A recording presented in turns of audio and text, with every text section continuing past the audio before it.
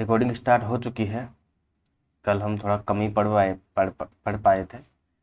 शुक्ल जी वाली पुस्तक हम पढ़ रहे थे। हिंदी साहित्य का इतिहास लगभग खत्म होने के अंतिम समय में चल रही है। जयशंकर प्रसाद को हमने शुरू किया था पढ़ना शुक्ल जी के नज़रिए से। शुक्ल जी का पॉइंट ऑफ व्यू क्या था। शुक्ल जी ने लगभग सभी रचनाओं पर अपना मत दिया है यहाँ पर जयशंकर प्रसाद जी पे। और फिर वो बात कर रहे थे कामायनी के अंत में।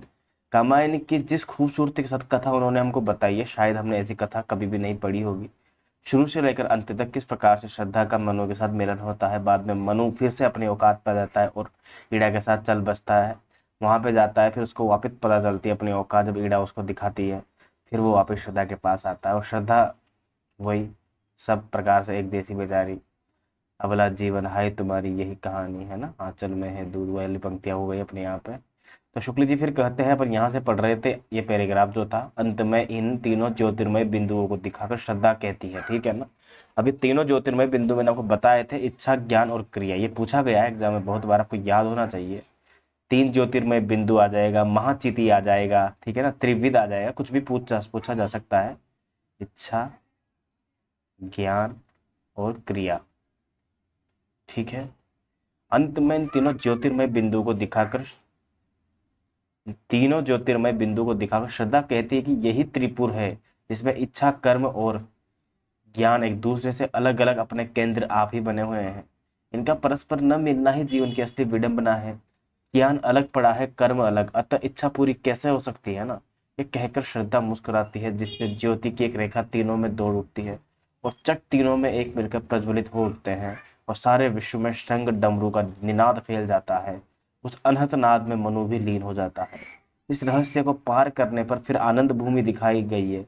वहां ईड़ा भी कुमार मानव को लिए अंत में पहुंचती है और देखती है कि पुरुष पुरातन प्रकृति से मिला हुआ, अपनी ही शक्ति से लहरें मारता हुआ आनंद सागर सा उमड़ रहा है। यह सब देखकर ईड़ा श्रद्धा के प्रति अपनी कृतज्ञता प्रकट करती हुई कहती है, मैं अब समझ गई कि मुझ में कुछ भी समझ नहीं थी। ठीक है, ईड़ा श्रद्धा के प्रति कहती हुई कहती है, ईड़ा कहती है ना, व्यर्थ लोगों को भुलाया करती थी, यही मेरा काम था। कि मनु कैलाश की ओर दिखाकर उस आनंद लोक का वर्णन करते हैं, जहाँ पाप ताप कुछ भी नहीं है, सब समरस है और अभेद में भेद वाले प्रसिद्ध सिद्धांत का कथन करके कहते हैं, अपने दुख सुख में पुलकित यह मु- विश्व सचराचर, चिति का विराट वपु मंगल, यह सत्य सतत चिर सुंदर। अंत में प्रसाद जी वही प्रकृति के सारे सुख भोग कांति दीप्ति के सामग्री जुटाकर लीन हो जाते हैं। वे ही वल्लरिया पराग मधु मकरंद अप्सराएं बनी हुई रश्मियां। ये काव्य बड़ी विशद कल्पना और मार्मिक उक्तियों से पूर्ण है। इसका विचारात्मक आधार या अर्थभूमि केवल इतनी है कि श्रद्धा या विश्वास में रागात्मिकता है, जबकि व्यवहारिक बौद्धिक कौन है, ईड़ा। वृत्ति ही मनुष्य को इस जीवन में शांतिमय आनंद का अनुभव और चारों ओर प्रसार करती हुई कल्याण मार्ग पर ले चलती है और निर्विशेष आनंद धाम तक पहुंचाती है। ईड़ा या बुद्धि मनुष्य को सदा चंचल रखती है, अनेक प्रकार के तर्क वितर्क और निर्म कर्म जाल में फंसाए रहती है और तृप्ति या संतोष के आनंद से दूर रखती है। अंत में पहुंचकर कवि ने इच्छा, कर्म और ज्ञान के सामंजस्य पर, तीनों के मेल पर जोर दिया है। एक दूसरे को अलग रहने पर भी जीवन में विषमता आती है। जिस समन्वय का पक्ष कवि ने अंत में सामने रखा है, उसका निर्वाह रहस्यवाद की प्रवृत्ति के कारण काव्य के भीतर नहीं होने पाया है। पहले कवि ने कर्म को बुद्धि या ज्ञान की प्रवृत्ति के रूप में दिखाया है, फिर अंत में कर्म और ज्ञान के बिंदुओं को अलग अलग रखा है। पीछे आया हुआ ज्ञान भी बुद्धि व्यवसायत्मक ज्ञान ही है, योगियों या रहस्यवादियों का परिज्ञान नहीं। यह बात सदा चलता है, बुद्धि चक्र से स्पष्ट है। यहाँ रागारूढ़ कंदुक सा भावमय प्रतिभा का मंदिर इच्छा बिंदु मिलता है। वहां इच्छा रागात्मक वृत्ति के अंतर्गत है, अतः रति काम से उत्पन्न श्रद्धा की ही प्रवृत्ति ठहरती है। श्रद्धा उसे अलग या तीनों बिंदुओं से परे रखी गई है। रहस्यवाद की हम जयशंकर प्रसाद को पढ़ रहे हैं, जयशंकर प्रसाद काफी सारा लगभग पढ़ चुके हैं, कामायनी के बाद वाली पंक्तियां पढ़ रहे हैं कि रहस्यवाद की परंपरा में चेतना से असंतोष की रूढ़ी चली आ रही है। प्रसाद जी काव्य के आरंभ में ही चिंता के अंतर्गत कहते हैं, मनु का मन था विकल हो उठा, संवेदन से खाकर चोट, संवेदन जीवन जगती को जो कटुता से देता घोंट, संवेदन का और हृदय का ये संघर्ष न हो सकता, फिर अभाव असफलताओं की गाथा कौन कहाँ बकता। इन पंक्तियों में तो संवेदन बोध वृत्ति के अर्थ में वहवृत जान पड़ता है, क्योंकि सुख दुखात्मक अनुभूति के अर्थ में लें तो हृदय के साथ उसका संघर्ष कैसा? बोध के एक देशीय अर्थ में भी यदि हम संवेदन को लें तो भी उस भावभूमि से खारिज नहीं कर सकते। प्रत्येक भाव का प्रथम अवयव विषय बोध ही होता है। स्वप्न दशा में भी जिसका रहस्य क्षेत्र में कड़ा महत्तम में है, ये विषय बोध रहता है। श्रद्धा जिस करुणा दया आदि की प्रवर्तिका कही गई है, उसमें दूसरों की पीड़ा का बोध मिला रहता है। आगे चलकर ये संवेदन शब्द अपने वास्तविक और अवास्तविक दुख पर कष्ट अनुभव के अर्थ में आया है। मनु की बिगड़ी हुई प्रजा उनसे कहती है, क्या कहती है?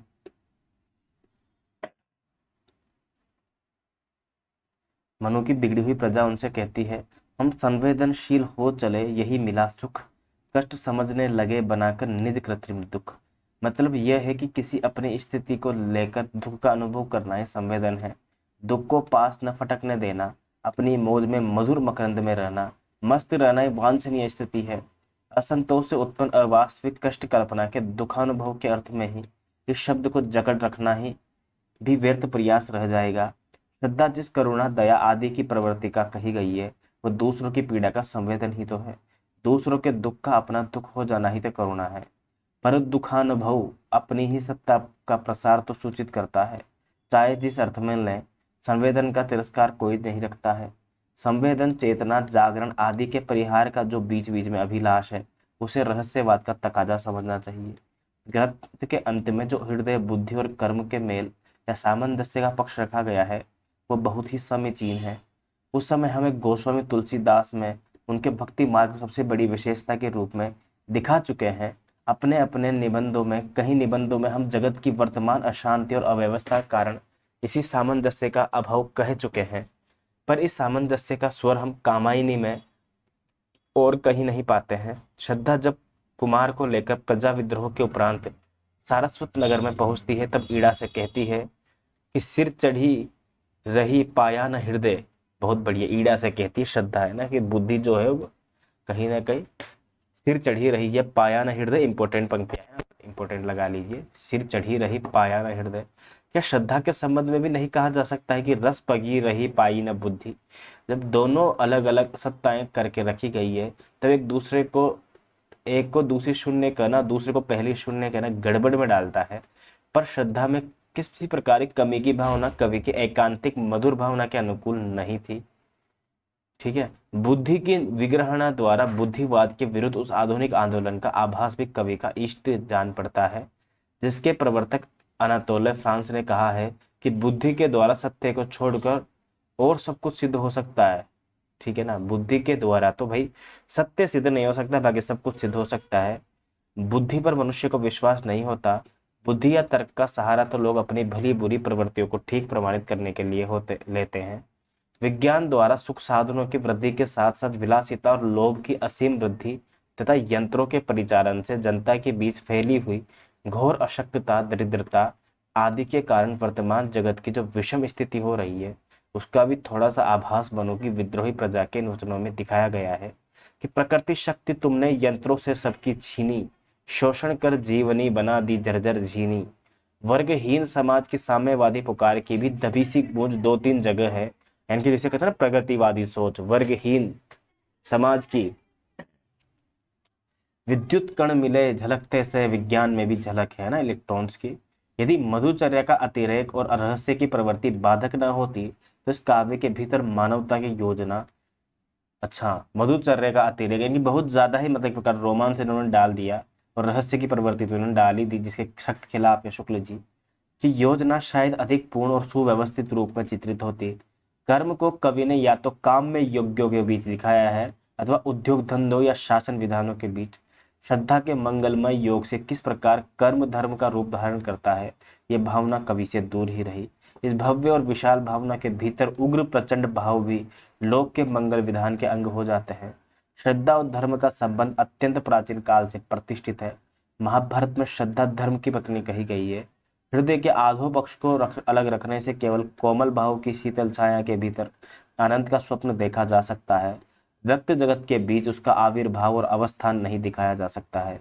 यदि हम इस विशद काव्य की अंतर योजना पर ध्यान न दें, समष्टि रूप में कोई समन्वित प्रभाव न ढूंढें, श्रद्धा काम लज्जा ईड़ा इत्यादि को अलग अलग लें, तो हमारे सामने बड़ी रमणीय चित्रमय कल्पना अभिव्यंजना की अत्यंत मनोरम पद्धति आती है। इन वृत्तियों की आभ्यंतर प्रेरणाओं और बाह्य प्रवृत्तियों को बड़ी मार्मिकता से परखकर इनके स्वरूपों की नराकार उद्भावना की गई है। स्थान स्थान पर प्रकृति की मधुर, भव्य या आकर्षक विभूतियों की व्यंजना का तो कहना ही क्या है। प्रकृति के विध्वंसकारी भीषण रूप वेग का भी अत्यंत व्यापक परिधि के बीच चित्रण हुआ है। इस प्रकार प्रसाद जी जो है प्रबंध क्षेत्र में भी छायावाद के चित्र विधान और लाक्षणिक शैली की सफलता की आशा बंधा कर गए हैं हमारे सामने। इस प्रकार से शुक्ल जी ने जयशंकर प्रसाद काव्य की कहीं ना कहीं कुछ कमियां बताते हुए बहुत बड़ी तारीफ भी की है कहीं ना कहीं की है, क्योंकि वो जब द्विवेदी युग की तीव्रतात्मकता को जब खारिज करते हैं ना, तो वो इस प्रकार से छायावाद की चित्र विधान को, लाक्षणिक शैली को और व्यंजना को भी कहीं ना कहीं वो सराहना करते हैं उसकी भी, है ना। और यही सारी बातों को सराहना करते हुए जो श्रेष्ठ बातें लगती है उसकी तारीफ भी करते हैं, और जो उनको अच्छा नहीं लगता शुक्ल जी को उसकी उन्होंने कमी भी बताई है। इस प्रकार से ये हमने जयशंकर प्रसाद को पढ़ा शुक्ल जी वाली पुस्तक से। जो भी इंपॉर्टेंट पंक्तियां मैंने आपको लगाई है उनको पढ़कर चले जाना, क्योंकि एग्जाम में जयशंकर प्रसाद से प्रश्न आना निश्चित है, तय है, बशर्ते अगर शुक्ल जी की पुस्तक से पूछा जाएगा तो वही पंक्तियां पूछी जाएगी। तो शुक्ल जी और नगेंद्र वाली पुस्तक में जो भी लिखा गया है ना, वो सब के सब एक प्रकार से पत्थर की लकीर है, उनको कोई मिटा नहीं सकता है, वहां से ही प्रश्न आना तय है। दूसरे कवि के रूप में हम पढ़ेंगे सुमित्रा नंदन पंत को। लगभग 19 से 20 पेज भी इनके बारे में लिखे गए हैं, काफी बड़ा। पढ़ते हैं कि पंत जी की रचनाओं का आरंभ संवत 1975 से समझना चाहिए। इनकी प्रारंभिक कविताएं वीणा में है, जिसमें हथतंत्री के तार भी है, संग्रहित है। उन्हें देखने पर गीतांजलि का प्रभाव लक्षित अवश्य होता है, पर साथ ही आगे चलकर प्रवर्धित चित्रमयी भाषा के उपयुक्त रमणीय कल्पना का जगत जगह बहुत ही प्रचुर आभास भी मिलता है। प्रिय कवियों में से हैं सुमित्रा नंदन पंत शुक्ल जी के छायावादी कवियों में। गीतांजलि का रहस्यात्मक प्रभाव ऐसे गीतों को देखकर ही कहा जा सकता है। हुआ था जब संध्या आलोक, हंस रहे थे तुम पश्चिम ओर, विहंगरव बनकर मैं चितचोर, गा रहा था गुण किंतु कठोर। अतः शुक्ल जी ने जो पहली रचना मानी है वो वीणा मानी है, वीणा, ठीक है ना, ठीक है। प्रारंभिक कविताएं वीणा में है, ठीक है। पर पंत जी की रहस्य भावना प्राय स्वाभाविक ही रही है। वाद का सांप्रदायिक स्वरूप उसमें शायद ही कहीं ग्रहण किया हो। उनकी जो एक बड़ी विशेषता है, प्रकृति के सुंदर रूपों की आह्लादमयी अनुभूति, वो वीणा में कहीं जगह पाई जाती है। सौंदर्य का आह्लाद उनकी कल्पना को उत्तेजित करके ऐसे अप्रस्तुत रूपों की योजना में परिवर्तित करता है, जिसमें प्रस्तुत रूपों की सौंदर्य अनुभूति के प्रसार के लिए अनेक मार्ग से खुल जाते हैं। वीणा की कविताओं में इसने अनेक लोगों को आकर्षित किया है। प्रथम रश्मि का आना रंगीणी तूने कैसे पहचाना, कहाँ कहाँ वे बाल विहंगनी पाया तूने यह गाना, निराकारी। पहली पंक्तियां वेरी इंपॉर्टेंट लगा लीजिए आप, 1000 लिख के परसेंटेज लगा लीजिए, इंपॉर्टेंट है, पूछी जाएगी आगे भी। निराकार तम मानो सहसा ज्योति पुंज में हो साकार, बदल गया द्रुत जग जाल में धार कर नाम रूप नाना। ठीक है, पंक्तियां छोड़ दीजिए बाकी। उस मूर्तिमती लाक्षणिकता का आभास जो पल्लव में जाकर अपनी हद को पहुंच जाता है, वीणा से ही मिलने लगता है। जैसे मारुत ने जिसकी अलकों में चंचल चुंबन उलझाया, अंधकार का अलसित अंचल, अब द्रुत उड़ेगा संसार, जहां स्वप्न सजते श्रृंगार। वीणा के उपरांत उनकी रचनात्मक ग्रंथि असफल प्रेम की ग्रंथि, बहुत बढ़िया। इसमें एक छोटे से प्रेम प्रसंग का आधार बनाकर लेखक युवक कवि ने प्रेम के आनंद भूमि में प्रवेश करके फिर चिर विषाद के गर्त में पतन दिखाया है। प्रसंग की कोई नई उद्भावना नहीं कही जा सकती। करुणा और सहानुभूति से प्रेम का स्वाभाविक विकास प्रदर्शित करने के लिए जो व्रत उपन्यासों और कहानियों में प्राय पाए जाते हैं, जैसे डूबने से बचाने वाले, अत्याचार से रक्षा करने वाले, बंदी गृह में पड़ने वाले, रण क्षेत्र में घायल होने वाले, सेवा शुश्रूषा करने वाले के प्रति प्रेम संचार, उन्हीं में से चुनकर भाव की व्यंजना के लिए रास्ता निकाला गया है। शुक्ल जी फिर कहते हैं कि झील में नाव डूबने पर एक युवक डूबकर बेहोश होता है और आंख खुलने पर देखता है कि एक सुंदर युवती उसका सिर अपने जांघ पर रखकर उसकी ओर देख रही है। उसके उपरांत दोनों में प्रेम व्यापार चलता है और अंत में समाज के बड़े लोग इस स्वेच्छाचार को सहन नहीं करके उस युवती का ग्रंथि बंधन दूसरे पुरुष के साथ कर देते हैं। यही ग्रंथि बंधन उस युवक या नायक के हृदय में ऐसी विषाद ग्रंथि डाल देता है जो कभी खुलती ही नहीं है। समाज के द्वारा किस प्रकार स्वभाव तो उठा हुआ प्रेम कुचल दिया जाता है, इस कहानी द्वारा कवि को यही दिखाना था। यद्यपि प्रेम का स्रोत कवि ने करुणा की गहराई से निकाला है, पर आगे चलकर उसके प्रभाव में भारतीय पद्धति के अनुसार हास्य विनोद की झलक भी दिखाई है। कहानी तो एक निमित्त मात्र जान पड़ती है, वास्तव में सौंदर्य भावना के अभिव्यक्ति और आशा उल्लास वेदना स्मृति आदि की अलग अलग व्यंजना पर ही ध्यान जाता है। बिल्कुल, बहुत बढ़िया। पंत जी की पहली प्रौढ़ रचना है पल्लव, वेरी वेरी इंपॉर्टेंट है। शुक्ल जी ने जो पहली रचना मानी है पंत जी की, वो वीणा मानी है, परंतु पहली प्रौढ़ रचना शुक्ल जी के अनुसार कौन सी है? पल्लव। और ये निश्चित तौर से एक बहुत ही प्रसिद्ध और वास्तव में प्रौढ़ रचना है पल्लव। 1928 का प्रकाशन वर्ष है। जैसे प्रतिभा के उत्साह या साहस का तथा पुरानी काव्य पद्धति के विरुद्ध प्रतिक्रिया का बहुत चढ़ा बढ़ा प्रदर्शन है। इसमें चित्रमयी भाषा, अब ये एक प्रकार से ये छायावाद की विशेषता है शुक्ल जी के अनुसार भी। चित्रमयी भाषा, लाक्षणिक वैचित्र है। चित्रमयी भाषा से आप समझ लीजिए बड़े बड़े बिंबों का नजारा दिखाई देना, अप्रस्तुत विधान इत्यादि प्रचुर परिणाम में पाई जाती है। अब देखो, पल्लव को छायावाद का घोषणा पत्र भी कहा जाता है, आपको याद होगा ये ना, छायावाद का घोषणा पत्र। वीणा और पल्लव दोनों में अंग्रेजी कविताओं के लिए हुए भाव और अंग्रेजी भाषा के लाक्षणिक प्रयोग बहुत से मिलते हैं। कहीं कहीं आरोप और अध्यवसान व्यर्थ और अशक्त है, केवल चमत्कार और वक्रता के लिए रखे प्रतीत होते हैं। जैसे नैनों के बाल, जिसे कहते हैं आंसू, बाल शब्द जोड़ने की प्रवृत्ति बहुत अधिक पाई जाती है। जैसे मधुबाल, मधुपो के बाल शब्द का मनमानी लिंगों के रूप में प्रयोग मिलता है। कहीं कहीं वैचित्र के लिए एक ही प्रयोग में दो लक्षणाएं गुंफित पाई जाती है, अर्थात एक लक्ष्यार्थ से फिर दूसरे लक्ष्यार्थ पर जाना पड़ता है। जैसे मर्म पीड़ा के हास में पहले हास का अर्थ लक्षण लक्षणा द्वारा वृद्धि या विकास लेना पड़ता है, फिर यह जानकर कि सारा संबोधन कवि अपने या अपने मन के लिए करता है। हमें सारी पदावली का उपादान लक्षणा द्वारा लक्ष्यार्थ लेना पड़ता है बढ़ी हुई प्रेम, है बढ़ी हुई मर्म पीड़ा वाले मन। इस प्रकार कहीं कहीं दो अप्रस्तुत भी एक उलझे में पाए जाते हैं। जैसे अरुण कलियों से कोमल घाव, पहले घाव के लिए वर्ण के सादृश्य और कोमलता के साधर्म्य में कली की उपमा दी गई है, और घाव स्वयं अप्रस्तुत या लाक्षणिक है, ठीक है ना। और उसका अर्थ है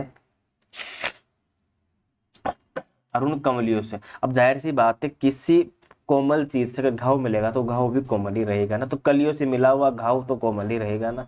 उस प्रकार से यहाँ पे बात कर रहे हैं कहीं ना कहीं पंत जी तो, पर शुक्ल जी उसका अलग ही मत निकाल रहे हैं कि घाव तो स्वयं ही अप्रस्तुत है, लाक्षणिक है। तो उसका अर्थ है कसकती हुई स्मृति। इसी तरह एक अप्रस्तुत का फिर से प्रस्तुत के लिए दूसरा अप्रस्तुत लाया गया है। इस प्रकार दो दो उपमान एक में हमें गुंजन किन पंक्तियों में मिलते हैं? अरुण अधरों की पल्लव प्रातः मोतियों सा हिलता हिमहास। कहीं कहीं पर सामने बहुत ही सुंदर और व्यंजक है। वे प्रकृति के व्यापारों के द्वारा मानसिक व्यापारों की बड़ी रमणीय व्यंजना करते हैं। शुक्ल जी ने ये पंक्तियां किसके संदर्भ में कही है? पंत जी के संदर्भ में, कि वे प्रकृति के व्यापारों के द्वारा मानसिक व्यापारों की बड़ी रमणीय कल्पना करते हैं, व्यंजना करते हैं। शुक्ल जी ने ये पंक्तियां कही गई है। तड़ित सासुमुखी तुम्हारा ध्यान प्रभा के पलक पार उर्चीर, गूढ़ गर्जन कर जब गंभीर मुझे करता है अधिक अधीर, जुगनुओं से उड़ मेरे प्राण खोजते हैं तुम्हें निदान, पूर्व सुधि सहसा जब सुकुमारी, सरल सुख सी सुख कर सुर में, तुम्हारी भोली बातें कभी दोहराती है उर में। जिस प्रकार भावों या मनोवृत्तियों का स्वरूप बाह्य वस्तुओं के सामने द्वारा सामने लाया जाता है, उसी प्रकार कभी कभी बाह्य वस्तुओं के सामने के लिए आभ्यंतर भाव या मनोव्यापार की ओर संकेत किया जाता है। जैसे अचल के वे जब वे विमल विचारी, अवनी से उठ उठ कर करव पर, विपुल व्यापकता में अविकार लीन हो जाते थे सत्वर। मैं खुद बता दूंगा कौन सी पंक्तियां महत्वपूर्ण है। विपुल व्यापकता से अविकार लीन हो जाते थे सत्वर, सत्वर मतलब तुरंत। हिमालय प्रदेश में यह दृश्य प्राय देखने को मिलता है कि रात में जो बादल कुएं में भर जाते हैं, वो प्रभात होते होते धीरे बहुत से टुकड़ों में बैठकर पहाड़ के ऊपर इधर उधर चढ़ने लग गए, दिखाई देने लगते हैं और अंत में आकाश में विलीन हो जाते हैं। इसका साम्य कवि ने अचल ध्यान में मग्न योगी से दिखाया है, जिसकी निर्मल मनोवृत्तियां उच्चता को प्राप्त होती हुई अनंत सत्ता में मिल जाती है। पर छाया, विचिविलास, नक्षत्र ऐसी कविताओं में जहां उपमानों के ढेर लगे हुए हैं, बहुत से उपमान पुराने ढंग के खिलवाड़ के रूप में भी है। जैसे बारी बेली सी फेल अमूल छा, अपत्र सरिता के कूल, विकसा और सकुचा नवजात बिना नाल के फेनिल फूल। विचि विलास नाम से एक कविता है, इंपॉर्टेंट लिख लेना आप, तो कभी पूछ लिए बाई चांस। विचि विलास, पंक्तियां याद नहीं रखनी है, पंत की पंक्तियां आएंगी, नहीं पंत की कविता है ये। एह तिमिर चरते शशि शावक, इंदु दीप से दग्धा शलभ शिशु, शुचि उलुक अब हुआ विहान, अंधकार में मेरे उर में आओ छिप जाओ अनजान। नक्षत्रा या नक्षत्र नाम से जो कविता है उससे ली गई है ये सोच के मत सोचना कि शशि वाहक और ये शलभ शिशु आया है तो ये जयशंकर प्रसाद की कामायनी से ली गई पंक्तियां हैं, नहीं, ये पंत की पंक्तियां, याद रखिएगा बिल्कुल। के बाद शुक्ल जी कहते हैं कि सवेरा होते ही जब नक्षत्र भी छिप जाते हैं और उल्लू भी, बस इतने में सात धर्म को लेकर कवि ने नक्षत्रों को उल्लू बनाया है।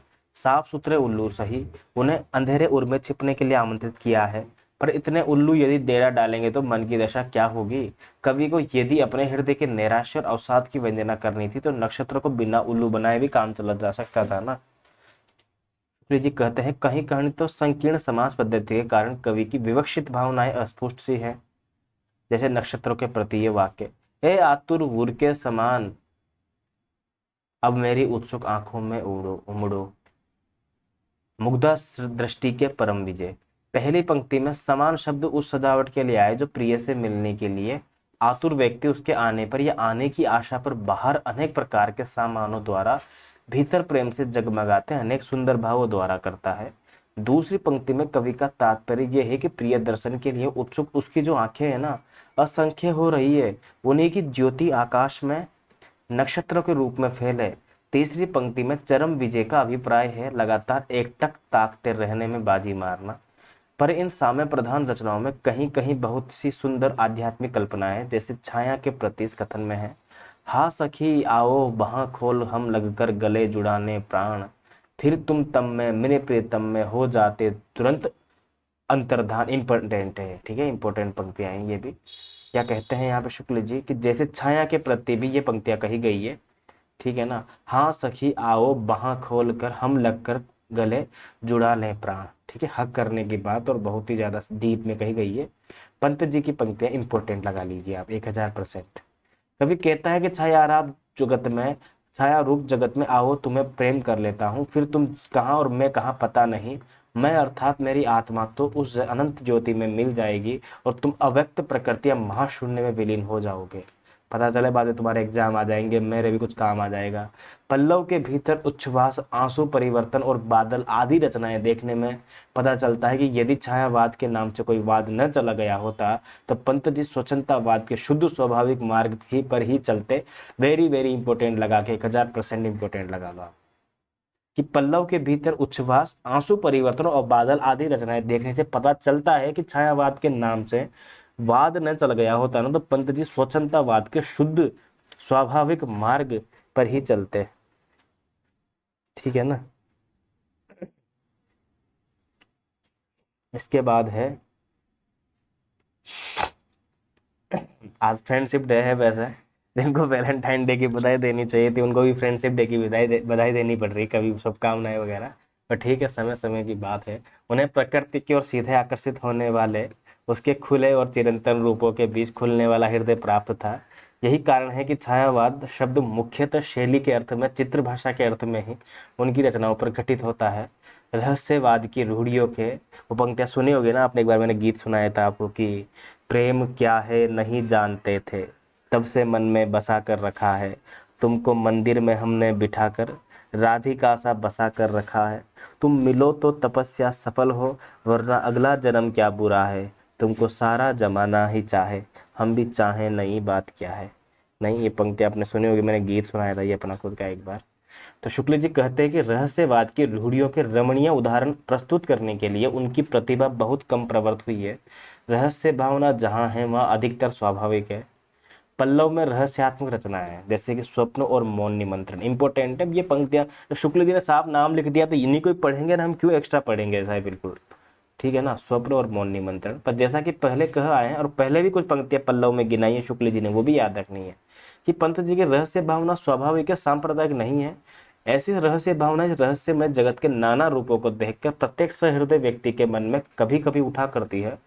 व्यक्त जगत के नाना रूपों और व्यापारों के भीतर किसी अज्ञात चेतन सत्ता का अनुभव सा करता हुआ कवि इसे केवल अतृप्त जिज्ञासा के रूप में प्रकट करता है। दूसरी बात ध्यान देने की यह भी है कि उस अज्ञात प्रियतम के प्रति प्रेम की व्यंजना में भी कवि ने प्रिय और प्रेमिका का स्वाभाविक पुरुष स्त्री भेद रखा है। प्रसाद जी के समान दोनों पुरलिंग रखकर फारसी या सूफी रूढ़ी का अनुसरण नहीं किया है, इसी प्रकार वेदना की वैसी विभत्स प्रवृत्ति भी नहीं मिलती जैसी कि प्रसाद जी क्या मिलती है। छिल छिल कर छाले फोड़े, मल मल कर मधुर चलन से। छिल छिल कर, ये आंसू की पंक्तियां हैं, ये भैया आंसू की पंक्तियां प्रसाद जी की हैं, ये है ना। जगत के परमार्थिक स्वरूप की जिज्ञासा बहुत ही सुंदर भोलेपन के साथ शिशु को संबोधन करके कवि ने इस प्रकार की है। ये पंक्तियां उन्हीं की है ना, प्रसाद जी की है ना, एक बार बताना। छिल छिल कर छाले फोड़े, मल मल कर मधुर चरण से, है ना। कमेंट करके बताना एक बार, शिवांश जो भी बता सको। मुझे तो लगता है पंत जी की है ये, प्रसाद जी की है, पर ये पंत जी हम पढ़ रहे हैं ना, तो हो सकता है शुक्ल जी ने यहाँ स्पष्ट नहीं किया है हमारे सामने, पर मैं आपको एक बार बता देता हूँ कन्फर्म करके। छिल छिल कर छाले फोड़े, बिल्कुल जयशंकर प्रसाद जी की पंक्तियां, ये आंसू से ली गई पंक्तियां हैं, ठीक है ना। आगे बढ़ते हैं।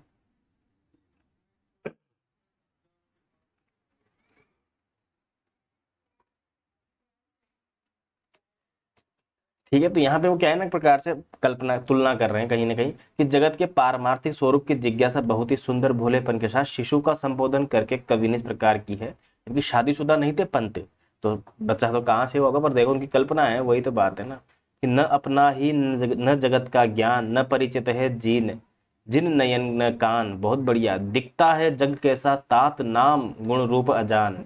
कवि ये समझ कर के शिशु भी अभी उस नाम रूप का प्रभाव पूरा नहीं पड़ा है जो सत्ता के पारमार्थिक स्वरूप को छिपा देता है, उससे पूछता है कि भला बताओ तो यह जगत तुम्हें कैसा दिखाई पड़ता है। छायावाद के भीतर माने जाने वाले सब कवियों में प्रकृति के साथ सीधा संबंध पंत जी का ही दिखाई पड़ता है। इंपॉर्टेंट पंक्तियां लगा लीजिए फिर से, शुक्ल जी की पंक्तियां, ये भी पंत जी के संदर्भ में तो इंपॉर्टेंट है। आप ये मत सोचना कि यार पंत जी ने, शुक्ल जी ने तो छायावाद की बुराई करी है तो पंत के बारे में नहीं लिख सकते हैं, तो किसी ने पंत जी के ऊपर काम किया होगा उसने लिखा होगा, नहीं। सब कवियों में प्रकृति के साथ सीधा संबंध पंत जी का ही दिखाई पड़ता है। ये पंक्तियां इंपॉर्टेंट है। प्रकृति के अन्य अत्यंत रमणीय खंड के बीच उनके हृदय ने रूप रंग पकड़ा है। पल्लव, उच्छ्वास और आंसू में हम उस मनोरम खंड के प्रेमार्थ स्मृति पाते हैं। ये अवश्य है कि सुषमा के ही उमंग भरी भावना के भीतर हम उन्हें रमते देखते हैं। बादल को अनेक नेत्राभिराम रूपों में उन्होंने कल्पना की रंगभूमि पर ले आकर देखा है। जैसे कि क्या कहते हैं शुक्ल जी पंत जी की पंक्तियों के बारे में, रुको यार पेन जो है। फिर परियों के बीच, फिर परियों के बच्चे से हम सुबह शिव के पंख पसार, समुद्र पैरते शुचि ज्योत्सना में पकड़ इंदु के कर सुकुमार। और वैसे भी प्रकृति के सुकुमार कवि कौन कहलाते हैं, पंत जी। पर प्रकृति के बीच उसके गूढ़ और व्यापक सौहार्द तक ग्रीष्म की ज्वाला से संतृप्त चराचर पर उसकी छाया के मधुर स्निग्ध शीतल प्रभाव तक उसके दर्शन से तृप्त कृषकों के आशापूर्ण उल्लास तक कवि ने दृष्टि नहीं बढ़ाई है। कल्पना के आरोप पर ही जोर देने वाले कलावाद के संस्कार और प्रतिक्रिया के जोश ने उसे मेघ को उस व्यापक प्रकृति भूमि पर न देखने दिया है जिस पर कालिदास ने देखा है। आरोप विधायिनी कल्पना की अपेक्षा प्रकृति के बीच किसी वस्तु के गूढ़ और अगूढ़ संबंध प्रसार का चित्रण करने वाली कल्पना अधिक गंभीर और मार्मिक होती है। बहुत बढ़िया कि आरोप विधायिनी कल्पना की अपेक्षा प्रकृति के बीच किसी वस्तु के गूढ़ और अगूढ़ संबंध प्रसार का चित्रण करने वाली कल्पना अधिक गंभीर और मार्मिक होती है। साम्य का आरोप भी निसंदेह का एक बड़ा विशाल सिद्धांत लेकर काव्य में चला है।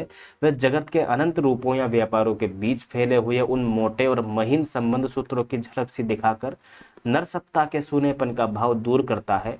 अखिल सत्ता के एकत्व की आनंदमयी भावना जगाकर हमारे हृदय का बंधन खोलता है।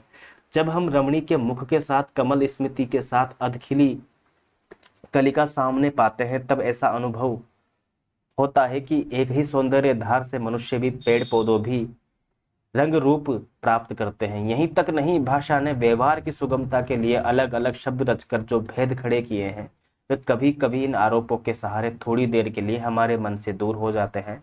यदि किसी बड़े पेड़ के नीचे उसी के गिरे हुए बीजों से जमे हुए मोटे छोटे पौधों को हम आसपास खेलते उसके बच्चे कहें तो आत्मीयता का भाव झलक जाएगा।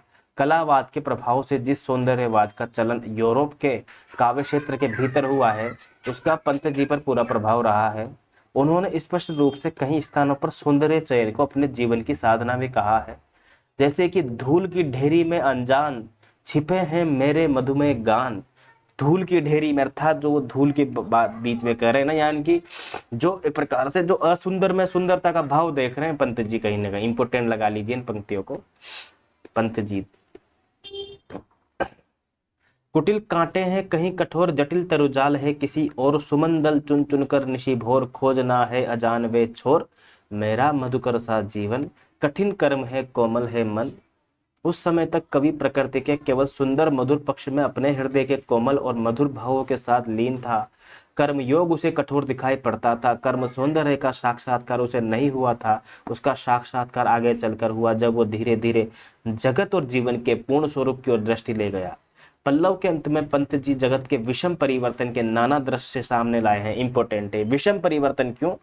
क्योंकि प्रकृति का बहुत ही कोमल चित्रण मिलता है पल्लव में और पंत जी के अन्य रचनाओं में, परंतु परिवर्तन अपवाद है और परिवर्तन में प्रकृति का एकदम विषम चित्रण मिलता है, एकदम भयानक डरावना। पर इससे यह सिद्ध नहीं होता कि पंत जी जो है प्रकृति का भयावह और डरावना चित्रण पेश करते हैं, नहीं, अपवाद है सिर्फ और सिर्फ परिवर्तन में।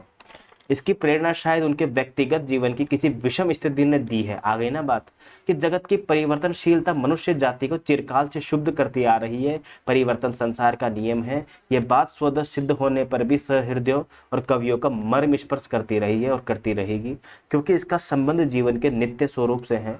जीवन के व्यापक क्षेत्र में प्रवेश के कारण कवि कल्पना को कोमल, कठोर, मधुर, कटु, करुण, भयंकर कई प्रकार की भूमियों पर बहुत दूर तक एक संबंध तारा के रूप में चलना पड़ा। जहां कठोर और भयंकर, भव्य और विशाल तथा अधिक अर्थ समन्वित भावनाएं हैं, वहां कवि ने रोला छंद का सहारा लिया है। काव्य में चित्रमय भाषा सर्वत्र अनिवार्य नहीं है। सृष्टि के गूढ़ अगूढ़ मार्मिक तथ्यों के चयन द्वारा भी किसी भावना के मर्म स्पर्शी स्वरूप प्राप्त हो जाता है।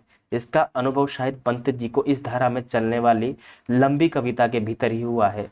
इसी से कहीं कहीं हम सीधे साधे रूप में चुने हुए मार्मिक तथ्यों का सहारा मात्र प्राप्त करते हैं।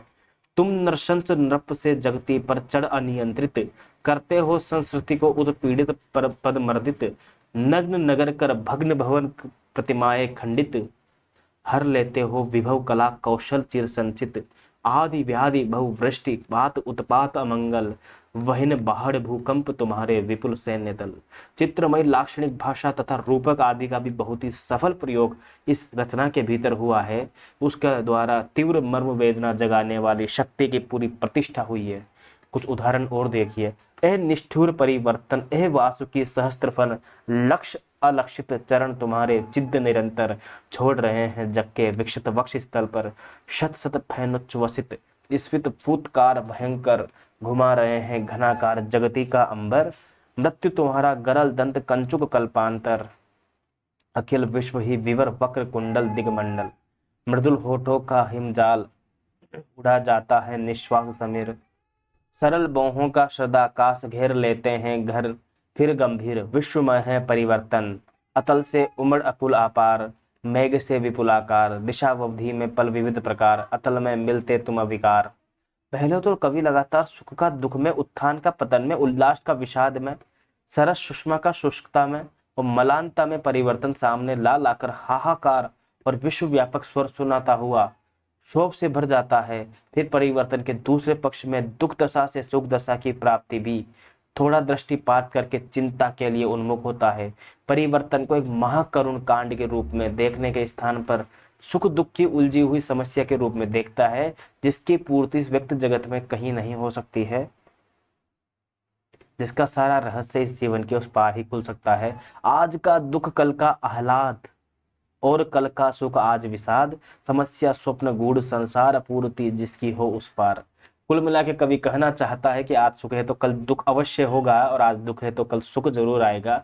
इसलिए कभी भी एक समय पर कभी भी एक जैसा समय नहीं रहता है। इस प्रकार तात्विक दृष्टि से जगत के द्वंद्वात्मक विधान को समझकर कवि अपने मन को शांत करता है।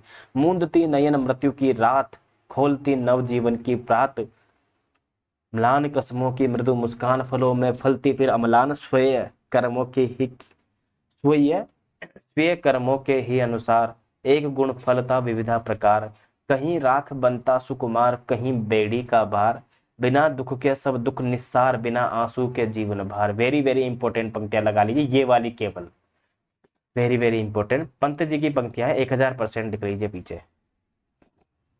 दीन कि बिना दुख के सब सुख निस्सार, अगर दुख ना हो तो सुख की हमको, मतलब वो जो सुख का आनंद कैसे आएगा, है ना। बिना आंसू के जीवन भार, दीन दुर्बल है रे संसार, इसी से क्षमा दया और प्यार, और जीवन के उद्देश्य का भी अनुभव करता है, वेदना में ही तप कर प्राण दमक दिखलाते स्वर्ण उल्लास।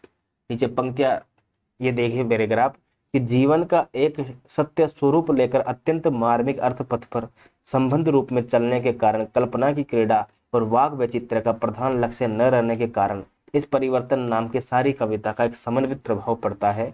पल्लव के उपरांत गुंजन में भी पंत जी को जगत और जीवन के प्रकृत क्षेत्र में भीतर और बढ़ते हुए पाते हैं। यद्यपि प्रत्यक्ष बोध से अतृप्त होकर कल्पना की रुचिरता से तृप्त होने और बुद्धि व्यापार से क्लांत होकर रहस्य की छाया में विश्राम करने की प्रवृत्ति साथ ही साथ बनी हुई है। कवि जीवन का उद्देश्य बताता है, चारों ओर खिले हुए जगत की सुषमा से अपने हृदय को संपन्न करना। क्या यह जीवन सागर में जलभार मुखर भर देना, कुसुमित पुलिनों की क्रीड़ा विड़ा से तनिक न लेना। पर इस जगत में सुख सुषमा के साथ दुख भी तो है। इसके साथ सुख दुखात्मक स्वरूप के साथ कवि अपने हृदय का सामंजस्य कर लेता है। सुख दुख के मधुर मिलन से वह जीवन हो परिपूर्ण, फिर घन में ओझल हो शशि, फिर शशि से ओझल हो घन। इंपॉर्टेंट पंक्तियां पंत की है, ये भी बहुत बार पूछी गई पंक्तियां हैं कि पहले तो बादलों में चांद छुप जाता है, फिर चांद के अंदर बादल छुप जाते हैं। कवि वर्तमान जगत की इस अवस्था से असंतुष्ट हैं। कहीं तो सुख की अति है तो कहीं दुख बहुत ज्यादा है। वह संभव चाहता है, जग पीड़ित है अति दुख से, जग पीड़ित रहे अति सुख से। अगर बहुत ज्यादा सुख मिल जाए तो भी बावरा है, जग दुख मिल जाए तो पागल वैसे। मानव जग में बट जावे दुख सुख से और सुख दुख से। मानव नाम की कविता में जीवन सौंदर्य की नूतन भावना का उदय कवि अपने मन में इस प्रकार चाहता है।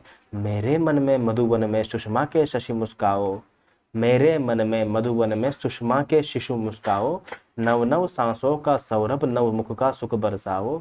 बुद्धि पक्ष ही प्रधान हो जाने से हृदय पक्ष जिस प्रकार दब गया है और श्रद्धा विश्वास का ह्रास होता जा रहा है, उसके विरुद्ध यूरोप के अनातोले फ्रांस यदि कुछ विचारशील पुरुषों ने जो आंदोलन उठाया, उसका आभास ही पंत जी इस प्रकार करते हैं। सुंदर विश्वासों से ही बनता है सुखमय जीवन। नौका विहार उनकी एक इंपॉर्टेंट पंक्ति है पंत जी की। का वर्णन अप्रस्तुत आरोपों से अधिक आच्छादित होने पर भी प्रकृति के प्रत्यक्ष रूपों की ओर कवि का खिंचाव सूचित करता है। जैसे और जगह वैसे ही गुंजन में भी पंत जी की रहस्य भावना अधिकतर स्वाभाविक पथ पर ही पाई जाती है। दूर तक फैले हुए खेत और मैदानों के छोर पर वृक्षावली की जो धुंधली हरिताभ रेखा सी क्षितिज में मिली दिखाई पड़ती है, उसके उधर किसी मधुर लोक की कल्पना स्वभाव तो होती है। दूर उन खेतों के उस पार जहां तक गई नील झंकार, छिपा छाया वन में सुकुमार, स्वर्ग की नरियों का, स्वर्ग की परियों का संसार। कवि की रहस्य दृष्टि प्रकृति की आत्मा जगत के रूपों और व्यापारों में व्यक्त होने वाली आत्मा की ओर ही जाती है। निखिल छवि की छवि है और जिसका अखिल जग जीवन हास विलास है। इस व्यक्त प्रसार के बीच उसका आभास पाकर कुछ क्षण के लिए आनंद मग्न होना ही मुक्ति है, जिसकी साधना सरल और स्वाभाविक है। हठ योग किसी चक्रदार नहीं है। मुक्ति के लोभ से अनेक प्रकार की चक्रदार साधना तो बंधन है सहज। बहुत अद्भुत बात कही है यहाँ पे कि मुक्ति के चक्कर में पड़कर, है ना, एक ऐसी साधना करना जो हमको कहीं ना कहीं फंसा दे या हमारे जीवन को कहीं ना कहीं नीरस कर दे, वो तो एक प्रकार से बेकार है। ठीक है ना, शुक्ल जी भी यही बात कहते हैं कि बंधन है वो तो है। सहज मुक्ति का मधुर क्षण पर कठिन मुक्ति का बंधन। वाह। कवि अपनी इस मनोवृत्ति को एक जगह इस प्रकार स्पष्ट भी करता है। वो कहता है कि इस जीवन की तह में जो परमार्थ तत्व छिपा हुआ कहा जाता है, उसे पकड़ने और उसमें लीन होने के लिए उसमें बहुत से लोग अंतर्मुख होकर कुछ गहरी डुबकियां लगाते हैं, पर मुझे तो उस व्यक्त आभास ही रुचिकर है। अपनी प्रत्यक्ष सत्ता विलीन करते समय भय सा लगता है। सुनता हूं इन निश्चल जल में रहती मछलियां मोती वाली, पर मुझे डूबने का भय है भांति तट की चल जलमाली। आएगी मेरी पुलिनों पर वो मोती की मछली सुंदर, मैं लहरों के तट पर बैठा देखूंगा उसी को छवि जी भर। वाह, बहुत बढ़िया। कहने का तात्पर्य यह है कि पंत जी की स्वाभाविक रहस्य भावना को प्रसाद और महादेव वर्मा की सांप्रदायिक रहस्य भावना से अलग समझना चाहिए। शुक्ल जी ये बात करते हैं, वेरी इंपॉर्टेंट है। पारमार्थिक ज्ञानोदय को अवश्य उन्होंने कुछ भी आज न लूंगी मोल नामक गीत में प्रकृति की सारी विभूतियों से श्रेष्ठ कहा है। कुछ भी आज न लूंगी मोल, बहुत अद्भुत पंक्तियां हैं ये। नाम गीत में प्रकृति की सारी विभूतियों को श्रेष्ठ कहा है। रहस्यात्मकता की अपेक्षा कवि में दार्शनिकता अधिक पाई जाती है। विहग के प्रति, ये भी उनकी प्रति एक कविता है। नाम की कविता में कवि ने अव्यक्त प्रकृति के बीच चैतन्य सानिध्य से शब्द ब्रह्म के संचार या स्पंदन से सृष्टि के अनेक रूपात्मक विकास का बड़ा ही सजीव चित्रण किया है। मुक्त पंखों में उड़ दिन रात सहज स्पंदित कर जग के प्राण, शून्य नभ में भर दी अज्ञात मधुर जीवन की मादक तान, छोड़ निर्जन का निभृत निवास नीड़ में बंधा जग के सानंद, भर दिए कलरव के दिशिहास ग्रहों में कुसुमित मुदित अमंद, रिक्त होते जब जब तरुवास रूप धार तू नव नव तत्काल, नित्य नादित रखता सोल्लास विश्व के अक्षय वट की डाल। शुक्ल जी फिर कहते हैं कि गुंजन में भी पंत जी की प्रतिभा बहुत ही व्यंजक और रमणीय साम्य जगह जगह सामने लाती हैं, जैसे कि खुल खुल नव नव इच्छा है फैलाती जीवन के दल, गा गा प्राणों का मधुकर पीता मधुरस परिपूर्ण। इसी प्रकार लक्षण के सहारे बहुत ही अर्धगर्भित और व्यंजक साम्य इन पंक्तियों में हम पाते हैं। यह शैशव का सरल हास है सहसा उर से आ जाता, यह उषा का नव विकास है जो रज को है रज बनाता। छोड़ सकते हैं, बाकी इंपॉर्टेंट पंक्तियां मैं बताऊंगा। कवि का भाव जो इतना ही है कि बाल्यावस्था में ये सारी पृथ्वी कितनी सुंदर और कितनी दीप्तिपूर्ण दिखाई देती है, पर व्यंजना बड़े ही मनोहर ढंग से की है। जिस प्रकार अरुणोदय में पृथ्वी का एक एक कण स्वर्णाभ दिखाई देता है, सूर्योदय जब होता है, उसी प्रकार बाल हृदय को सारी पृथ्वी दीप्तिमय लगती है।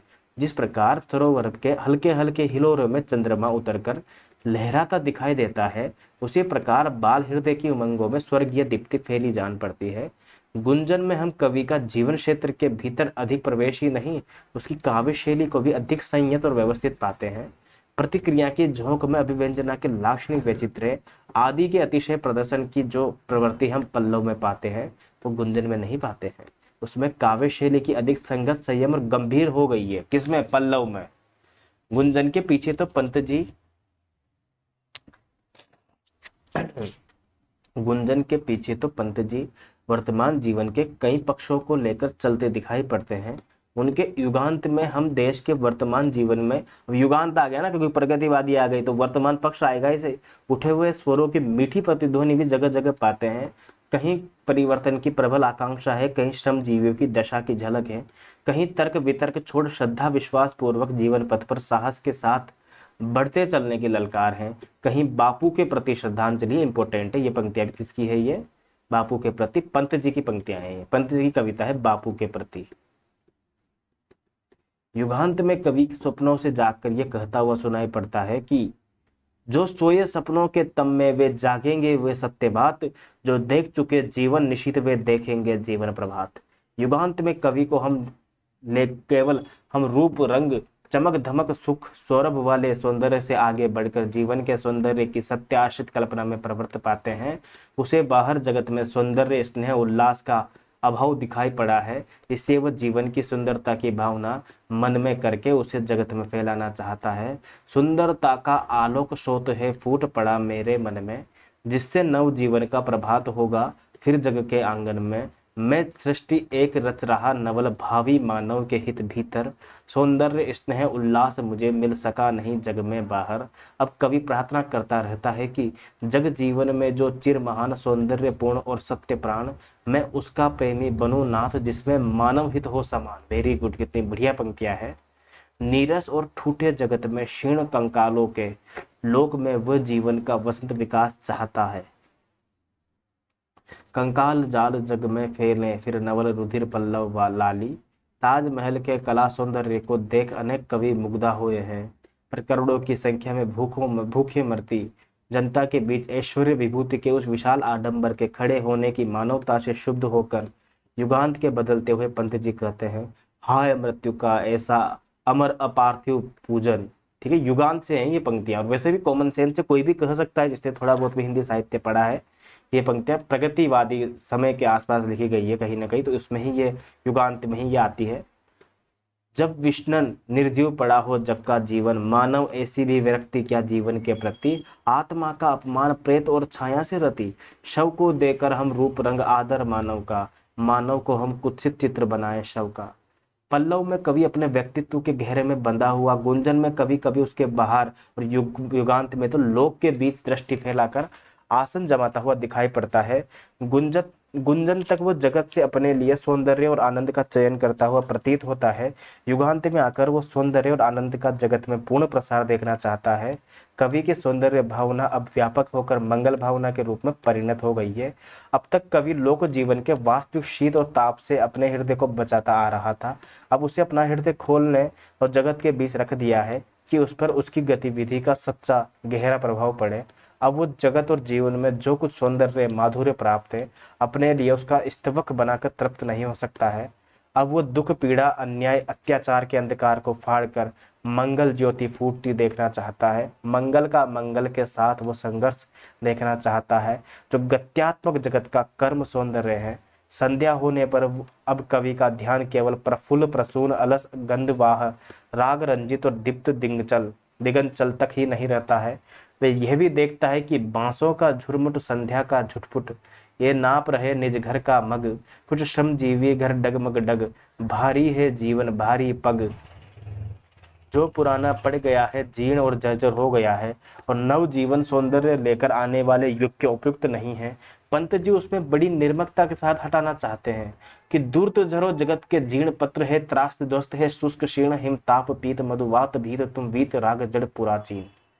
पंत जी की वेरी इंपॉर्टेंट पंक्तियां है। दूर तो झरो जगत के जीर्ण पत्र, इंपॉर्टेंट पंक्तियां है, आप इसको इंपॉर्टेंट लगा लीजिए, बहुत बार पूछी गई है, आगे पूछी जाएगी। इसी प्रकार कवि की वाणी में लोक मंगल की आशा और आकांक्षा के साथ में परिवर्तनवाद का स्वर भी रहा है। ठीक है, इस युग के अवशेषों का इंपॉर्टेंट पंक्तियां हैं कि इस प्रकार कवि की वाणी में प्रश्न पूछ सकता है कि किस कवि के लिए कहा है, ये पंत जी की कविता के लिए कहा गया है कि लोक मंगल की आशा और आकांक्षा के साथ घोर परिवर्तनवाद का स्वर भी रहा है। गत युग के अवशेषों को ध्वस्त करने का अत्यंत रौद्र आग्रह प्रकट किया गया है।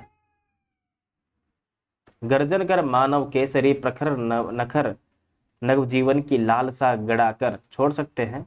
ऐसे स्थूलों को देख यह संदेह हो सकता है कि कवि अपनी वाणी को आंदोलनों के पीछे लगा रहा है या अपनी अनुभूति की प्रेरणा से परिचालित कर रहा है।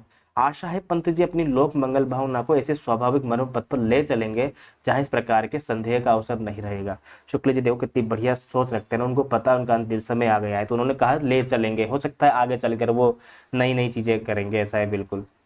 युगांत में नर जीवन की वर्तमान दशा की अनुभूति ही सर्वत्र नहीं है, हृदय की नित्य और अस्थायी वृत्तियों की व्यंजना भी है।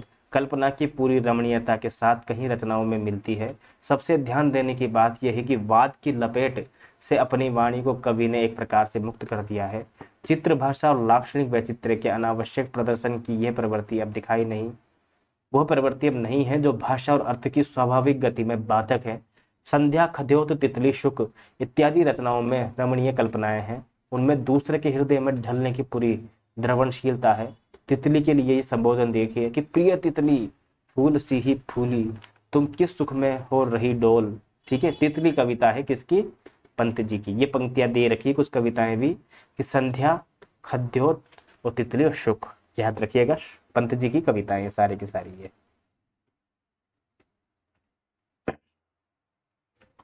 हवा में उड़ती रंग बिरंगी तितलियों के लिए अनिल कुसुम शब्द की रमणीयता सबका हृदय स्वीकार करेगा। इसी प्रकार खद्योत के सहसा चमक उठने पर यह कैसी सीधी सादी सुंदर भावना है। अंधियारी घाटी में सहसा हरित स्फुलिंग सदृक फुटावे। युगवाणी में तो वर्तमान जगत में सामाजिक व्यवस्था के संबंध में प्राय जितने वाद जितने आंदोलन उठे हैं सबका समावेश किया गया है। इस नानावादों के संबंध में अच्छा तो यह होता कि उसके नामों का निर्देश न करके उनके भीतर जो जीवन का सत्यांश है उसका मार्मिक रूप सामने रख दिया जाता।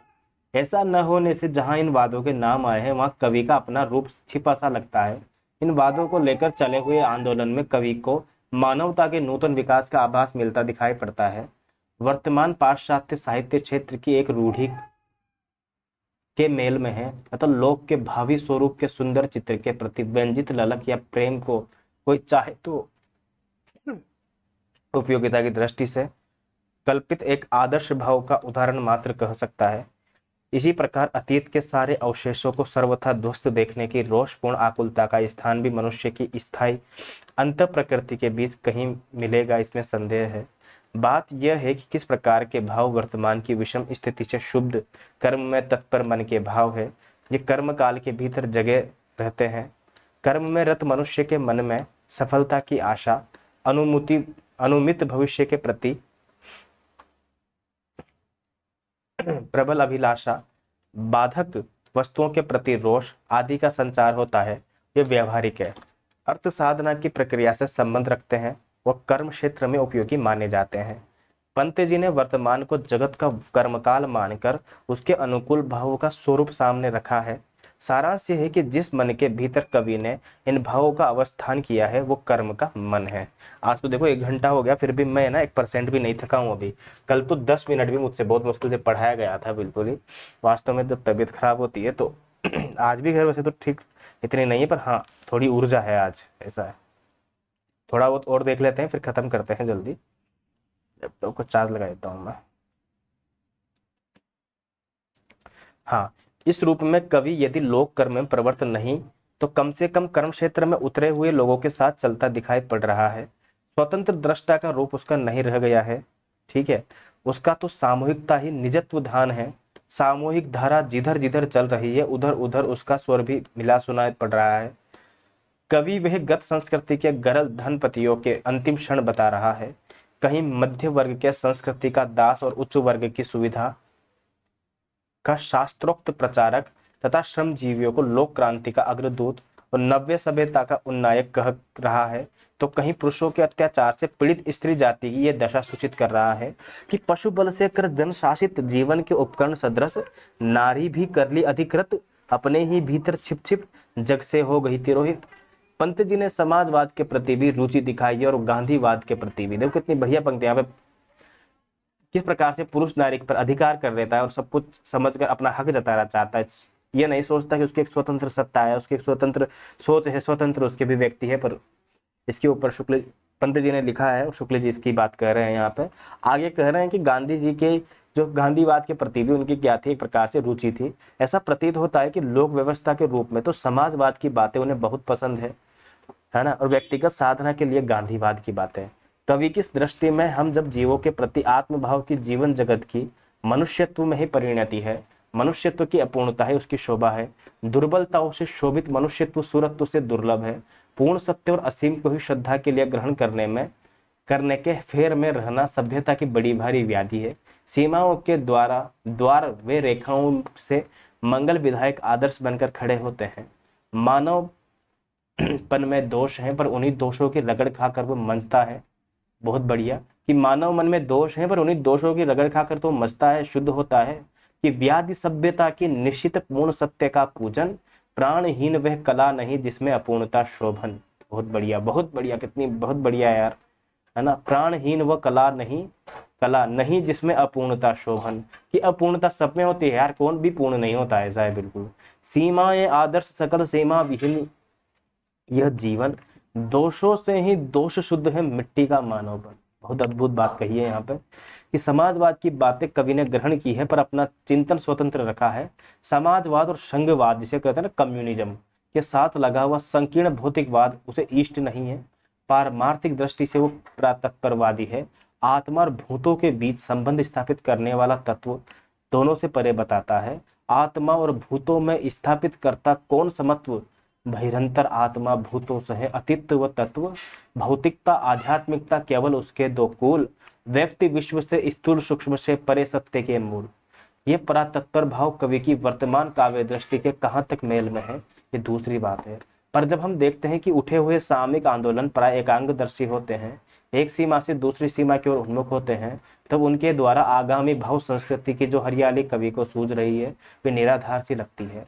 इससे हम तो यही चाहेंगे कि पंत जी आंदोलन की लपेट से अलग रहकर जीवन के नित्य और प्रकृत स्वरूपों को लेकर चलें, उनके भीतर लोक मंगल की भावना का अवस्थान करें। जो कुछ हो ये देखकर प्रसन्नता होती है कि छायावाद के बंधे घेरे से निकलकर पंत जी ने जगत की विस्तृत अर्थभूमि पर स्वाभाविक स्वच्छंदता के साथ विचरने का साहस दिखाया है। सामने खुले हुए रूपात्मक व्यक्त जगत से ही सच्ची भावनाएं प्राप्त होती है। रूप ही उर में मधुर भाव बन जाता है। इस रूप सत्य का साक्षात्कार कवि ने किया है। युगवाणी में नर जीवन पर ही विशेष रूप से दृष्टि जमी रहने के कारण कवि के सामने प्रकृति का वो रूप भी आया है जिसमें मनुष्य को लड़ना पड़ा है। वही निभाड़ उल्का झंझा भी भीषण भू पर, कैसे रह सकता है कोमल मनुज कलेवर। अर्थात प्रकृति के भयावह रूप को दिखाकर मानव को किस प्रकार से उसके सामने युद्ध करना पड़ता है, या मानव को किस प्रकार से उसके सामने खड़ा रहना पड़ता है, उसकी बात कही है कि मानवता के व्यापक संबंध की अनुभूति के प्रभाव से दो लड़के में कवि ने पासी के दो नंग धड़ंगे बच्चे प्यारे लगे हैं। एक दो लड़के नाम से कविता है, पंत की है ना। जल्दी से टीले के नीचे उधर उतर कर हैं चुन ले जाते कूड़े से निंदियां सुधर। सिगरेट के खाली डिब्बे, पन्नी चमकीली, फीतों के टुकड़े, तस्वीरें नीली पीली। किंतु नर क्षेत्र के भीतर पंत जी की दृष्टि इतनी नहीं बंध गई है कि चराचर के साथ अधिक व्यापक संबंध की अनुभूति मंद पड़ गई है। युगवाणी में हम देखते हैं कि हमारे जीवन पथ के चारों ओर पड़ने वाली प्रकृति की साधारण छोटी से छोटी वस्तुओं को भी कवि ने कुछ अपनेपन के साथ देखा है। समस्त पृथ्वी का निर्भय विचरण करती जीवन की अक्षय चींटी का अत्यंत कल्पनापूर्ण वर्णन हमें मिलता है।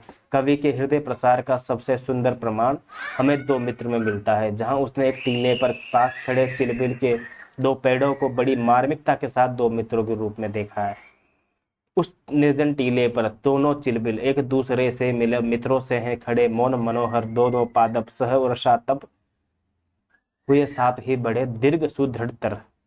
शहद चाटने वाले और गुलाब की रूह सूंघने वालों को चाहे इसमें कुछ ना मिले, पर हमें तो इसके भीतर चराचर के साथ मनुष्य के संबंध की बड़ी प्यारी भावना मिलती है। कितनी अच्छी बात शुक्ल जी यहाँ पे कहते हैं कि झंझा में नीम का चित्रण भी बड़ी बड़ी स्वाभाविक पद्धति पर है। कितनी अच्छी बात कही है ना यार। कोई आपको अगर आप किसी काम के लिए मना करता है और अपनी भावना आप पर थोपता है, कह सकते हैं भैया शहद चाटने वाले, गुलाब की रूह सूंघने वालों को यहाँ पे कुछ मिले चाहे ना मिले, पर हमको तो चराचर के साथ मनुष्य के संबंध के बड़ी भारी भावना जो है वो प्यारी भावना हमको यहाँ पे मिलती है। झंझा में नीम का चित्रण भी बड़ी स्वाभाविक पद्धति पर है। देखो आप सबके लिए श्रेष्ठ नहीं बन सकते इस दुनिया में, आपको लोग बहुत समझाएंगे, आपको एक अलग राह बताने की कोशिश करेंगे, लेकिन सभी साहित्य, सभी प्रकार के दर्शन, सभी प्रकार के धर्म का जो मुख्य लक्ष्य है ना, जो केंद्र बिंदु है वो है मनुष्य। मनुष्य ही सबके केंद्र में रहा है और मनुष्य जब तक केंद्र में है ना, सृष्टि बची हुई है। सृष्टि का हर साहित्य, हर दर्शन, हर धर्म श्रेष्ठ है, ये याद रखेगा आप। और जिसकी केंद्र में मनुष्य नहीं है ना, तो वो पतन की ओर ले जाएगा कहीं ना कहीं। तो आप किसी की नजर में श्रेष्ठ बनो, इससे अच्छा है कि आप एक प्रकार से शुद्ध और एक प्रकार से क्या कहते हैं उसको यार, वो कहते हैं ना यार, मेरा मन में क्या बोलते हैं, मतलब मन में किसी प्रकार का पाप न रखो, एक बढ़िया सा शब्द था मैं भूल रहा हूँ उसके लिए, नियत साफ रखो अपनी, है ना, बिल्कुल ऐसा है। क्योंकि अब मैं क्या बताऊं, कुछ लोगों का किसी चीज में प्रलोभन होता है, लोभ होता है। एक होता है ना, एक तो आपने सुना होगा इन्फीरिटी कॉम्प्लेक्स, और एक होता है सुपीरियरिटी कॉम्प्लेक्स। कुछ लोगों में होता है अभिजात्य वर्ग के प्रति सुपीरियरिटी कॉम्प्लेक्स। इन्फीरिटी कॉम्प्लेक्स क्या होता है, अपने आप को हीन समझना कहीं ना कहीं ना। बहुत अच्छे लेखक है, बहुत अच्छे चित्रकार है, बहुत अच्छे डांसर है, लेकिन दूसरे डांसर के बीच में अपने आप को कमजोर समझना। और एक होता है कि आप कुछ है नहीं है, लेकिन सुपीरियरिटी कॉम्प्लेक्स क्या होता है, आप बहुत बड़े हैं लेकिन उसके बावजूद भी अपने आप को बहुत, आप कुछ नहीं है लेकिन अपने आप को बहुत बड़ा समझना। ये दोनों कॉम्प्लेक्स बहुत सारी चीजें जो है हमारे लिए हमको रोकने का काम करती है। तो इन सब चीजों से आप बाहर निकल जाओ। पहली बात तो ये, एक मिट्टी का बहुत बड़ा ढेर है, उसी में से आपके पहले जो आदमी आए ना वो निकला और उसी में से आप निकले हो, तो उसकी सत्ता आपसे अलग नहीं है बिल्कुल भी, वो और आप सेम हो, ये याद रखो। आप कभी भी किसी को उतना श्रेष्ठ मत समझो कि उसके लिए खुद को हीन समझने लग जाओ। नहीं, कोई भी इतना श्रेष्ठ नहीं है कि उसके लिए आप सामने आप हीन हो जाओ, ये याद रखना बिल्कुल भी। होगा अपने घर का होगा वो होगा, तो कोई भी बड़ा ऐसा है बिल्कुल, अपने यहाँ थोड़ा ना ऐसा है बिल्कुल। आपकी नीयत साफ रखो, बस ये याद रखो आप, ऐसा है बिल्कुल, है ना। किसी का भी पॉइंट ऑफ व्यू, किसी की भी सोच मायने नहीं रखती है, आपका पॉइंट ऑफ व्यू, आपकी सोच मायने रखती है। आप जो कर रहे हो मायने रखता है, चाहे आप भले फ्री में कर रहे हो, चाहे पैसे में कर रहे हो, ऐसा है बिल्कुल। कुछ लोग फ्री में करने वाली चीजों के लिए भी आपको ज्ञान देकर चले जाते हैं, लेकिन इस ज्ञान से भी आपको दूर रहना है, ऐसा है बिल्कुल, है ना। और उसको बोलना है कि साले उबले हुए आलू है तू, और उबले हुए आलू को कोई भी उबाल कर पका कर खा जाएगा, इसलिए तू मुझसे दूर रहे। बोल देना कि मैं तो बदतमीज आदमी हूं और मेरी बदतमीज से तू दूर रहा कर, वरना तुझे भी, तो वही वाली बात है यूट्यूब पे, तो क्या ही बोलूं। तो मतलब एक प्रकार से अपने आप को थोड़ा सा, वही वाली बात यहाँ पे शुक्ल जी भी कह रहे हैं। शुक्ल जी का भी आपने कितना भी शुक्ल जी पढ़ा होगा, एंड में आ रहे हैं, पर लगभग 10-11 पेज और बच रहे हैं। शुक्ल जी ना कहीं किसी भी काव्य की किसी बुराई करी हो, लेकिन शुक्ल जी की सोच क्या थी, मनुष्यता ही उनके केंद्र में सोच ढूंढना चाहते थे, कहीं ना कहीं वो मनुष्यता और सामान्यकरण जिसे कहते हैं ना अपन, एक प्रकार से कि सामान्य बात कही गई हो, जिसमें विलक्षणता के चक्कर में ऐसे ऐसे शब्दावली नहीं डाली गई हो जिसके समझने में ही एक प्रकार से शब्दकोश खोलने पड़ जाए, जबरदस्ती चीजें ना हो, मतलब शो ऑफ से शुक्ल जी बचाना चाहते हैं कहीं ना कहीं, है ना। और इसीलिए जहां जहां शुक्ल जी को तारीफ करने का मौका मिला है, बहुत ही दिल खोल कर शुक्ल जी ने तारीफ भी की है और बहुत अच्छे से उसको लिखा भी है। आगे पढ़ते हैं कि झंझा में नीम का चित्रण भी बड़ी स्वाभाविक पद्धति पर है। पंत जी को छायावाद और रहस्यवाद से निकलकर स्वाभाविक स्वच्छंदता की ओर बढ़ते देख हमें अवश्य संतोष होता है। अब यहाँ से हम पढ़ेंगे सूर्यकांत त्रिपाठी निराला को, कल पढ़ेंगे और कल हमारा शुक्ल जी जो है पूरी तरीके से पूरा हो जाएगा। आप सबको बहुत बहुत शुभकामनाएं और बधाई, आप लोगों ने इतना साथ दिया। बाकी जो भी औपचारिकता हुई कल पूरे करेंगे अपन, कोई दिक्कत नहीं है, ठीक है। कुछ क्लास है जो मैंने अपलोड नहीं करी, मैं जल्दी अपलोड करूंगा उनको। एक दो क्लास है जो मैंने कहा भी था आपसे कि वो म्यूट होने के कारण हो नहीं पाई थी, इनको भी दोबारा रिकॉर्ड करेंगे। फिर हम पक्का प्रॉपर तरीके से आदिकाल, भक्तिकाल, रीतिकाल, आधुनिक काल नोट्स के फॉर्म में पूरा पढ़ेंगे, जिसमें सभी का पॉइंट ऑफ व्यू होगा। जहाँ पे आवश्यकता होगी राहुल सांकृत्यायन के मत को रखने की, वहाँ हम राहुल सांकृत्यायन के मत को रखेंगे। जहाँ पे आवश्यकता होगी हजारी प्रसाद द्विवेदी के बिंदुओं को रखने की, उस पर चर्चा करेंगे। जहाँ पर आवश्यकता होगी राम कुमार वर्मा को खोलकर पढ़ने की, हम उसको रखेंगे। आवश्यकता नहीं है कि हर कवि के लिए सारा काल पढ़ा जाए, सारे के सारे विचार फिर से दोबारा दोहराए जाए, नहीं, बिल्कुल भी आवश्यकता नहीं है। लोग पता नहीं क्यों पूरा, अब मैं क्या करूं, उनकी भावनाओं कैसे ठेस पहुंचाऊं। खैर ठीक है, सभी लोग आप बहुत प्यारे हो, मिलते हैं। बाकी वीडियोज आप शेयर करते रहा करो, वीडियोज को आप स्टेटस पर लगा सकते हो। चलिए फिर मिलते हैं अगली क्लास में, है ना। मैं रिकॉर्डिंग बंद कर देता हूँ, बाय बाय।